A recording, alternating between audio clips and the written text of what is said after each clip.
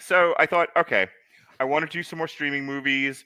These were a bunch of action movies that kind of came out all around the same time over the last few months. I was like, these would be great to put together as a show. Also, 2 out of the 3 of them fall under the Die Hard with a or Die Hard on a category. The other thing about this, and I talked about this on my live stream. So tonight we're talking Cleaner, Alarum, and G20. And G20 is right in the middle because like that's like the big hit. That just came out. It's like the big to do right now. But I'll tell you, Cleaner and G20 have the and it's funny. Alarum is somewhat connected to this. Alarum has a 0 on Rotten Tomatoes, so I wasn't going to let that go past. I had to see what gets a 0 now on Rotten. Wow. Well, I mean, yeah, wowzers. Because me and the wife watched that, and boy, did I have some notes. Sure. But I'll tell you, I think G20 and Cleaner are unfairly maligned. I talked about this before we started the show tonight. I was on TikTok Live, and because I have noticed that you don't have to have anything interesting to say or be doing. This has been discovered here recently by you, if I remember correctly. I also was led to believe that if you were going to stare dead-eyed, talentless into a camera, that you had to be a pretty girl, and it turns out you don't. You can be a hairy monster. And people will pay attention to you all the time.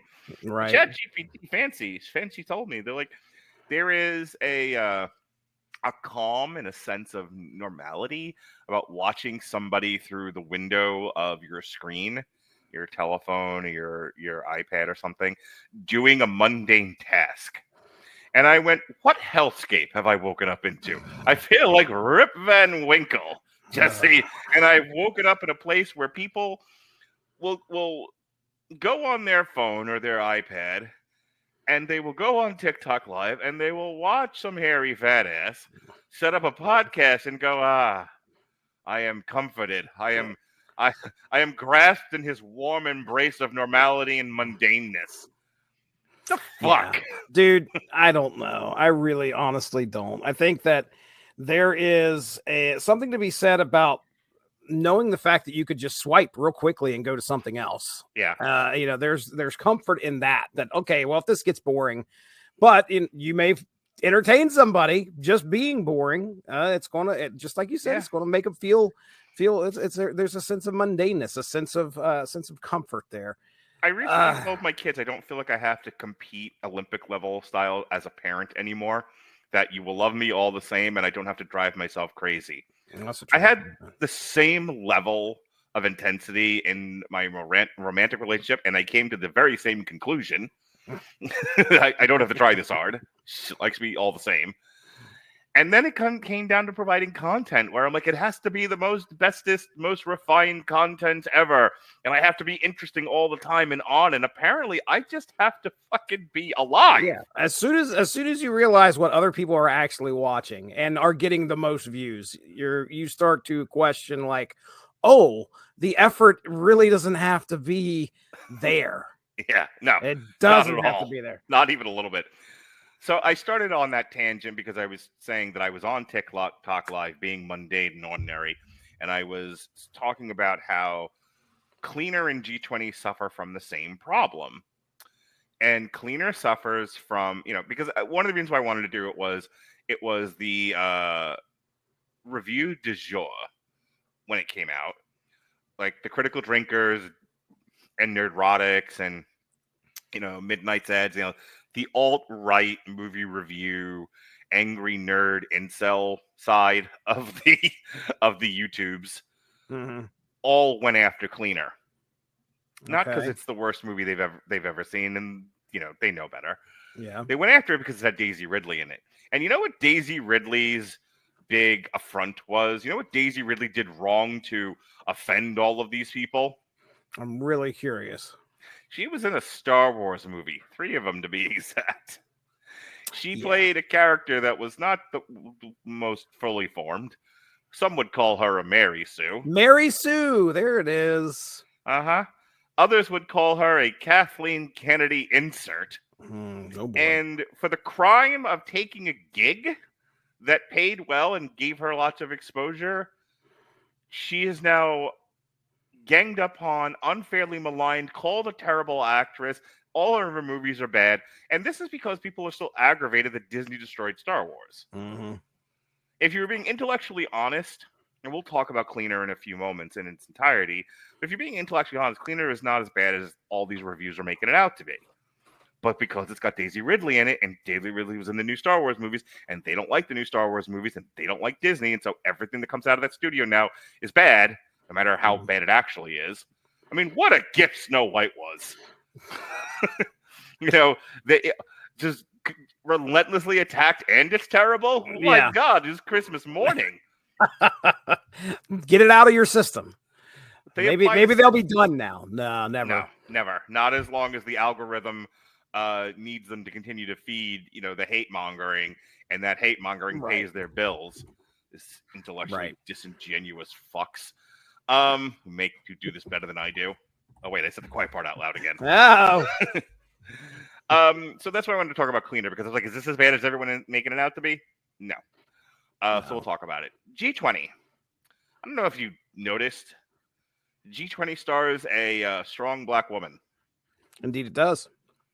And unless you're making a Black Panther movie, and I mean the superhero one, these people are so upset about the amount of race and gender swapping that has occurred in their favorite IPs that when you see the strong black woman, you go, oh, it's more of this DEI hires. Oh, boy. Now, the fact that she's playing a Michelle Obama insert, there's something to be said for that. But it is the right kind of agitation for a group already inclined to hate this sort of thing because of everything that's happened over the past 10 to 15 years. Yeah. Which is why I wanted to talk about it. Because it got called like the most unintentionally funniest comedy of this year. And I watched this going, if she were hot, if she were your favorite hot actress, or if she were your favorite male actor, no one would have paid attention to this. No one would have called it unintentionally funny. No one would have done 87 reviews on it saying, oh my God, this is the stupidest thing ever. But because it has a strong black female in it, we are tired of the strong black female trope, this gets unfairly maligned.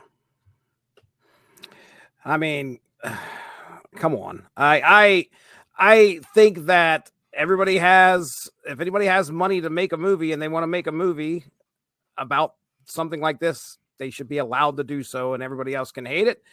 But to attack it just because of what they decided to do in the movie, who they decided to cast, and who the primary actress was going to be, the purpose was, okay, we have a black female president. Cancel me. I mean, it's DEI. I mean, come on. Let them do the movie. If it flops, it flops. But most unintentional comedy where it's funny that I didn't look at any reviews prior to this, but yeah. So like some of this, you're just like, wait, is this Radulich like projecting? Nope, that's an actual line from an actual review I created. That's crazy, dude. I don't know if I could even.